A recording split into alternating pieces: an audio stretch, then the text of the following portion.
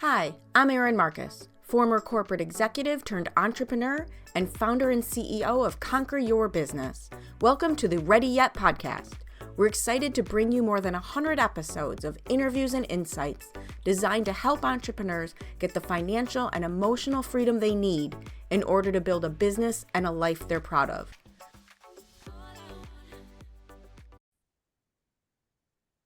All right, welcome to this episode of the Ready Yet podcast, where I was excited and also sad to hit the record button because I don't know about you, Jeff, but I'm just enjoying myself. Today's guest, Mr. Jeff West. I can't wait to get in this topic. I can't wait to just have more of a conversation with you. Can't wait to talk about what you're doing. It is just a joy and an honor to be on your show. And you hit the nail on the head. We were having such a good time in the conversation behind the scenes that it was, okay, yeah, now we got to go to work. All right, fine. We'll make it official. We'll put some bumpers in our gutters and have a conversation with some framework, right? Absolutely. Awesome. I want to jump in because number one, your book, Streetwise to Salewise. Love the idea of having Streetwise in the name. You're the only other person, like I was telling you, who used street smart in your concept. Give me a little bit of a framework on that, and then we can jump into this idea of overcoming objections, because I want to get more on your opinion on that.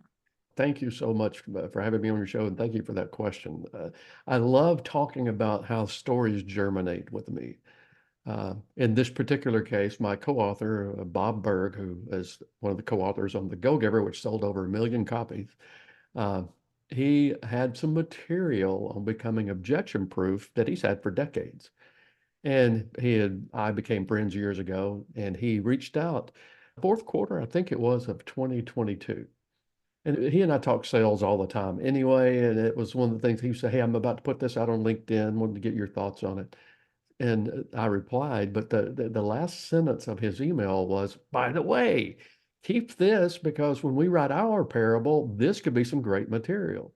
Now, I have written 2 award-winning parables before this came out, and so I had some exposure and experience in that. But Bob and I, had, even though we'd been friends for 20 years, had never talked about doing a book together.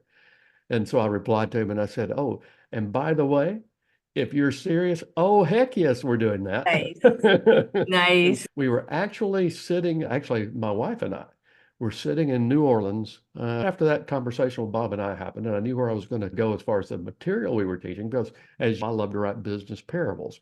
I want to take a really great fictional story and I want to teach the principles in it. I can write and have written just your basic topical nonfiction, but I prefer the other because I enjoy reading it better, so I enjoy writing it better. My wife and I were in New Orleans. It was somewhere around New Year's Eve, 22 into 23. We're having a late afternoon, early evening dinner. We're sitting on the balcony of a restaurant and we're just enjoying the time. And the waitress comes out and says, oh, good, you guys are in for a treat. And she pointed down to the street. And there was a young street busker, a young singer who was getting ready to perform. And she says, she's awesome. And I said, well, good, we'll stay a little longer. So we ordered another couple of glasses of wine and we sat there for another hour. And it was so good. And I looked at Laurie after we did that and I said, you know what? The entire storyline for the book just came to me. And the hero of our book, Thaddeus Tucker, a smart aleck kid from the streets of New Orleans. He's a young adult now, but this story takes place. But he wisecracks his way out of a job and into a sales career for which he is completely unprepared. Had a lot of street smarts, but not a clue in how to go do this. And so we take him from that novice journey where he basically runs his mouth and loses his job, and how his mentor, Andre, in the story, takes him under his wing and makes the magic happen. And we really do try to, in the storyline itself, we really try to sit the reader down in the middle of New Orleans with the flavors and the music and the storyline. And it just, with Thaddeus being not having the greatest judgment on what he says early on in the story, but it was an excellent transition to watch him go through all that. I love it. I think you are dead on with story having such a bigger impact than if I just give you a list of things. Oh, absolutely. And what happens is there's a concept that I teach when I'm speaking in front of sales audiences or working with a company. I teach a concept called fusion points, and we do dive into that a little bit in the book. But the basic idea behind fusion points is every decision that we humans make pretty much happens the same way, neurologically speaking. There's a part of our brain that generates our emotions, and it connects with a part of our brain that processes logic. Those two have to connect, or the decision doesn't even get made. People who can't decide, it's a fallacy in that, or a fault in that connection. But when the two come together, when we're facing a decision, the emotion touches with logic, and together they produce a decision. With the emotions, if it's a negative emotion like fear, a sense of missing out, it creates a feeling inside us. The brain, when it has an emotion, it shoots an electrical charge down into our torso. It's called a somatic marker. It produces something we feel differently because of it. If it's a negative emotion, we don't like the way it feels. We want to push back. We want to say, no, we don't want to do anything with that. So when that combines with logic, people push away. That's why a lot of salespeople struggle getting their career going sometimes, is because their process is doing that. But the good news is the opposite is true as well. When a positive emotion is generated in our brain, like love, joy, a sense of belonging, security, when that happens, it still shoots that signal down and it still produces the somatic marker. But in this case, what it does is it produces a feeling that we like, we enjoy. We want to repeat that process. So when you incorporate that into a business model or a sales model, your clients are comfortable saying, yes, I'll move forward with you on that. Well, the So reason, I've go got to ahead. get your response to this because you're going to think I'm crazy. Yes. And by the way, if you can learn to pay attention to those physical feelings, they will tell you everything you need to do. So Right. I've given my names. And you're like, of course you have. I've literally labeled these. And the first one you described is dread. If I thinking about something, to your point, if I'm going to make a decision and I feel dread, which is in my stomach, I don't do that thing. Don't marry that man. Don't take that job. Don't walk down that dark alley. Contrary to that is buzzy roller coaster. Buzzy roller coaster means we are on the right path. Somehow I'm going to end up in one of your books. I will consider it an absolute honor. All right, hear me out. All right. Buzzy roller coaster means I'm going in the right direction. Buzzy roller coaster is a vibration in my chest because when I'm in line for the roller coaster, I'm fine. When I'm on the roller coaster, I'm very excited and I'm fine. When they slap me in like cattle and I'm next, I am terrified and excited at the same time, to the point where I am absolutely vibrating. And that's how I know that's the right step. That's my growth edge, right? That's Right. how I identify my growth edge. See, that's awesome. And the reason that works so effectively, and why whatever you're doing when that happens, whether it's making a decision or whatever, it works effectively because of how it puts everything together. That's why stories work in sales. That's with the idea of a business parable. What my goal is to write fiction that is so strong that it touches people's heart. Yeah, we're going to let the character, as my writing coach, who's John David Mann, he's written like 40 books, 9 New York Times bestsellers. He's just awesome. He says, what we do is we get the hero up, or heroine up in the tree. We throw a lot of rocks at them, and then we get them safely back down. Well, Yes. so Yes. but when that happens in a parable, if I can create those emotional contexts, and especially pulling them toward the main character, and then the main character wins, the lessons that I'm teaching in the process stick. Stick. That's Emotions is what makes things sticky absolutely. every single time. So I have to ask you, because I know this is part of the talking points and in the book, is Sure. this idea about objections. Mhm. Because you're teaching sales through your parable. This idea of objections. Right. And one of the things I know that you talk about is don't fear objections. And I totally agree with you. I totally agree Right. with you. But I want to hear your take on it. Sure. When it comes to objections, that what happens inside a salesperson or an entrepreneur or a business person when someone does say, I'm not sure I want to do that, and they're for whatever reason, it sets off the collision point. It sets off a negative emotional response. It says, oh my gosh, I really need to make this sale. I got to feed my family. I got to build my business, combines with logic. And so what a lot of salespeople do is that immediate collision point puts fear inside them, and they almost will find themselves, I hate to use the word arguing in this case, but maybe debating the prospect. And it's because a lot of the times traditional sales training, in my opinion, missed the boat with how to work with an objection, Totally because agree. it says, okay, if they say this, you say that. They say this, you say that. The trouble is multifaceted on that. Sometimes when a prospect gives an objection, they're not even sure really why they're objecting. And so they may throw out anything, your price is too high or this or that. They just know that inside that negative emotional context is there. And so when it combines with logic, they just push back a little bit, and they don't even always know why. So if you do that thing that a lot of sales training does, and you say, she said this, so I said that, you might find yourself giving the perfect response to the wrong objection because they didn't even know what the real objection was. And so what Bob and I teach in the book is that you don't have to fear objections. You need to think about them differently. And so that instead of thinking about overcoming an objection, which is what a lot of people teach, we don't teach to overcome an objection. And the reason is pretty simple. Nobody wants to be overcome. And I'm Well, not trying to win so you lose. So why would right, I? exactly. Absolutely. Yeah. Absolutely.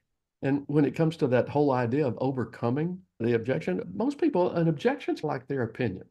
And Mhm. you need to look no further than our political climate in the US to know how much people just love having their opinion argued with or overcome. It's like a And player. It's our number one pastime at this point. oh, it's crazy.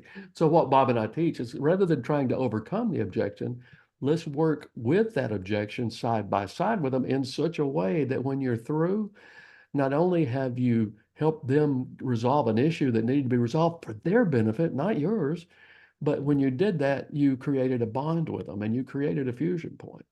And there's a step-by-step process. If you'd like for me to go through it, I will, but there's a Well, step-by-step process that we do that with. and I've always, not always, I finally learned that sales is of service, right? Sales is about the other person. Sales is problem solving for them. It's not Right. about you.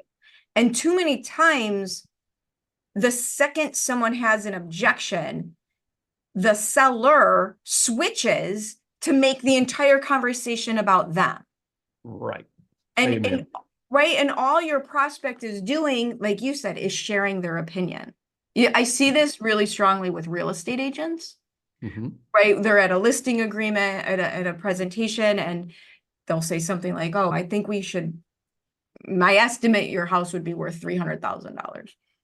Oh no, it's got to be worth at least $500,000. And then an insecure agent would get very defensive. I know this and I did my research and blah, blah, blah, Right. blah, blah, blah. When all that prospect really did was express the fact that they're disappointed that what they thought was a $500,000 asset is probably only worth 300K. So why Right. don't we have a little empathy, let them process Right. and not argue with them. Oh, absolutely. You pegged it a second ago.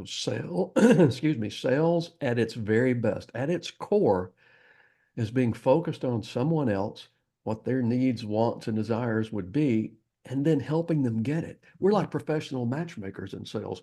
We find someone who has a need, we put them together with a company that has a product or service, or sometimes it's our own company, our product and service.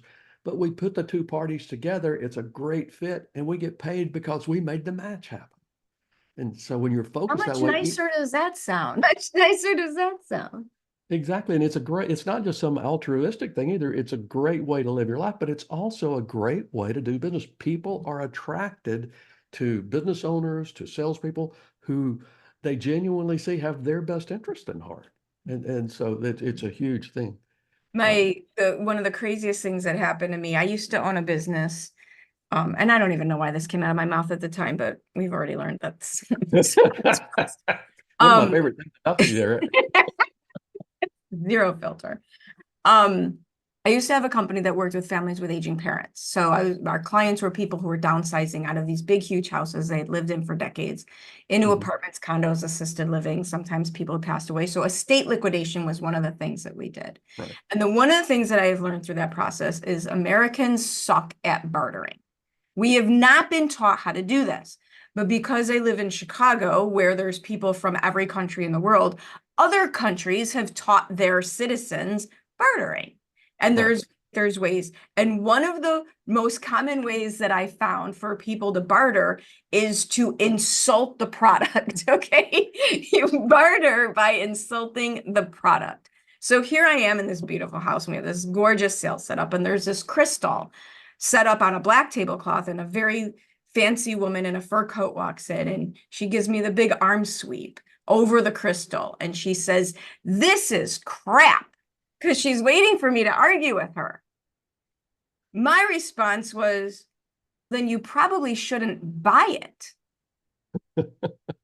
And she just didn't know what, I didn't engage in the argument. The wind got out of her sails. Right. I'm like, then you shouldn't buy it. And I just asked, "What are you looking for?" "I just need 2 wine glasses for my evening wine, not fancy." I'm like, "Oh, I got a whole kitchen full of those. They're 2 for $1." Love it.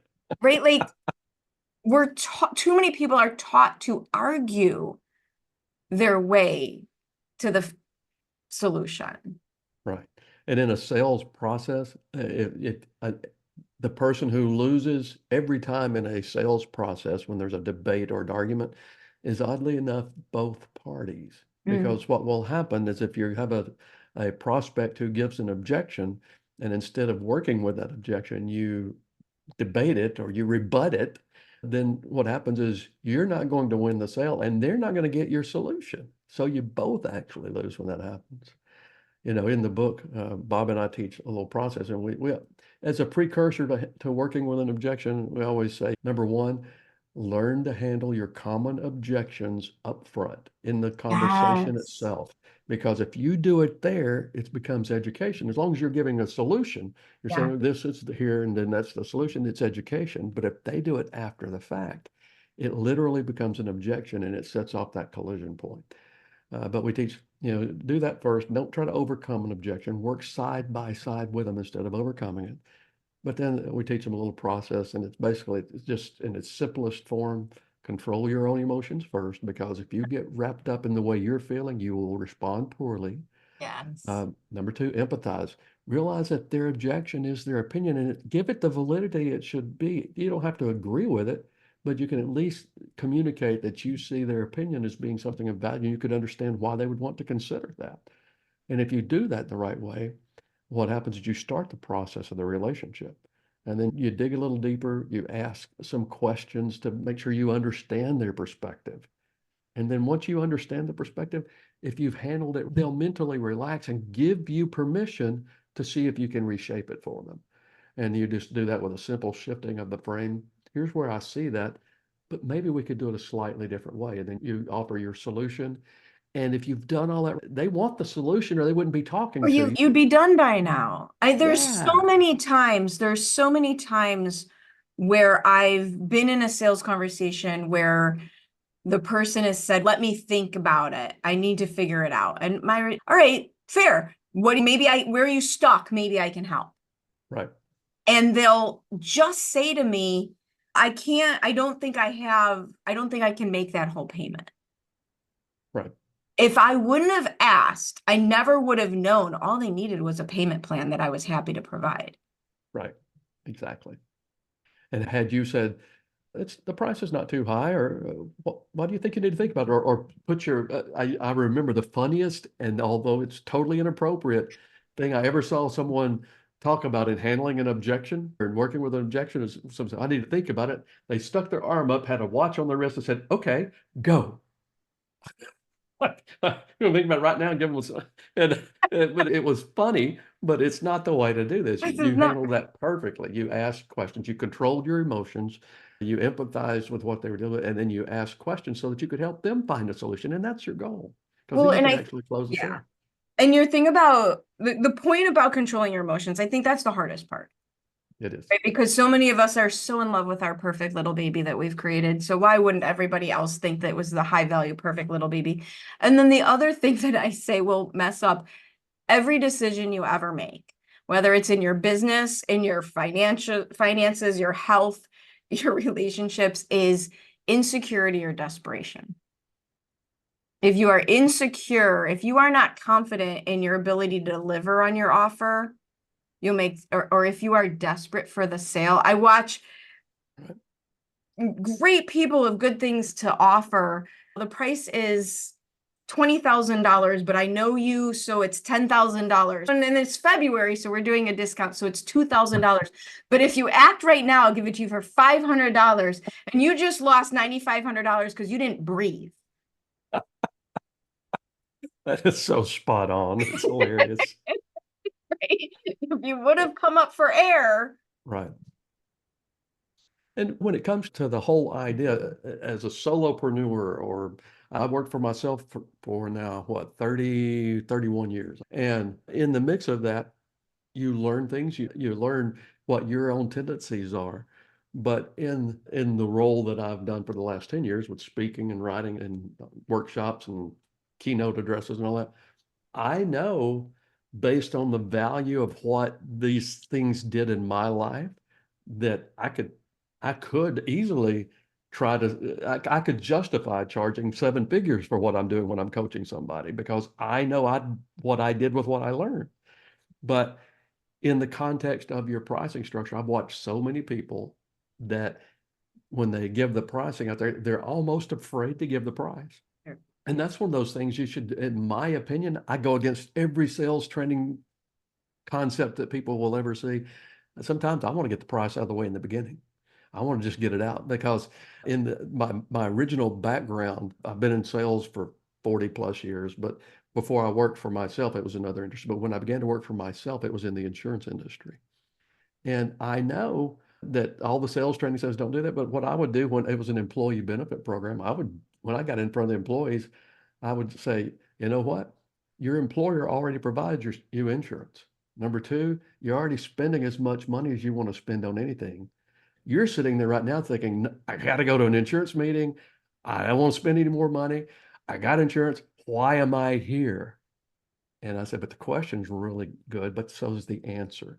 And I said, and with everything that I'm going to show you today, you're going to spend less than 1 hour's wage to 2 hours wages per week. You can afford anything I do. I would just get that out on the Just get table. it out of the way. Yeah. And then those were Right? never objections that I got at the end anymore. The way that don't ignore the elephant, ride the elephant. There you go.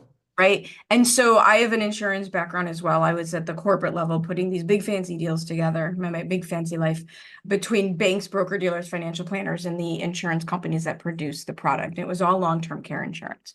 And I used to put life insurance companies would get these contracts themselves.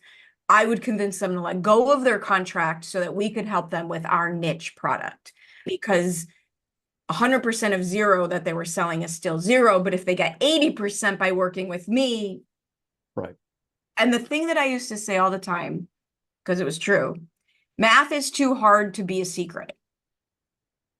Math, like I have a journalism degree. Math is too hard for me to make it a secret. And I would literally put a $3 million deal together and show them the entire grid. This is how much we're going to make. This is how much you're going to make. This is our bonus on your thing. This is what you're going to get as a bonus. And this is what your agents are going to get. You want to do it? You don't want to do it.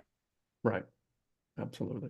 Because you can just be honest with people. I think that's one of the problems. There's so much history in this country and in our media and in our movies and in our every pop culture that sales is tricky, that someone's trying to be manipulative. And it's almost like if you just lay it all out there, you remove the resistance.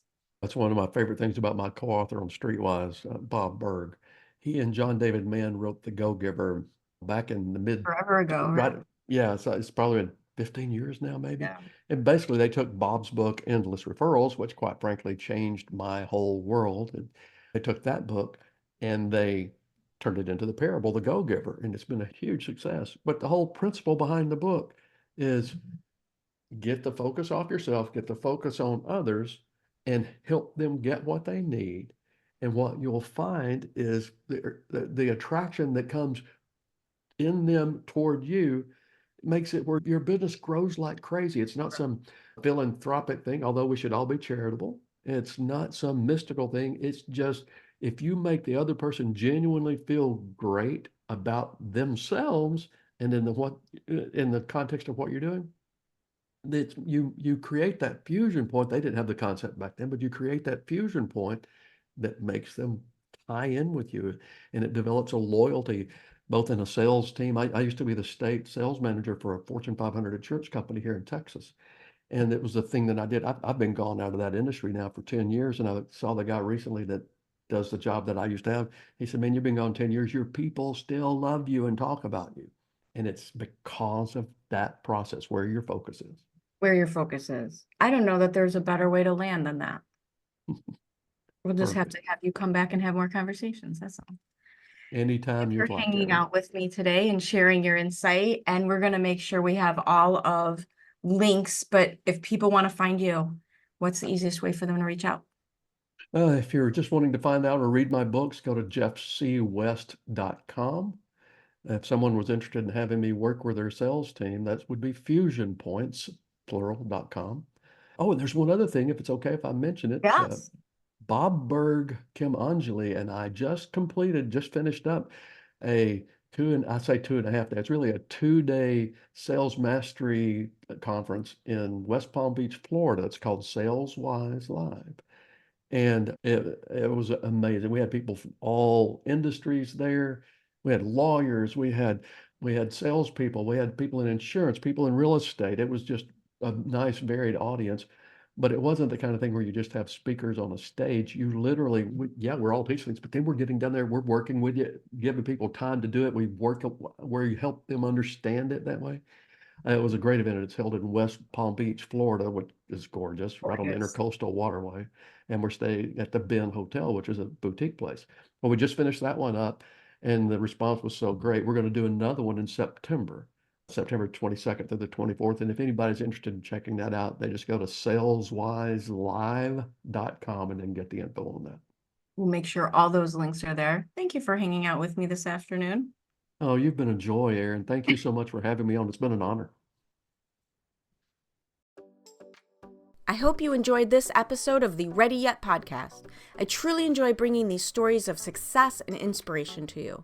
Please join us in our mission to empower entrepreneurs to be in charge of their businesses and in charge of their lives by sharing this with anyone you know who would benefit from our tactical and motivating advice, leaving us a review, and letting us know if there are any particular topics you would really appreciate hearing about. See you next time.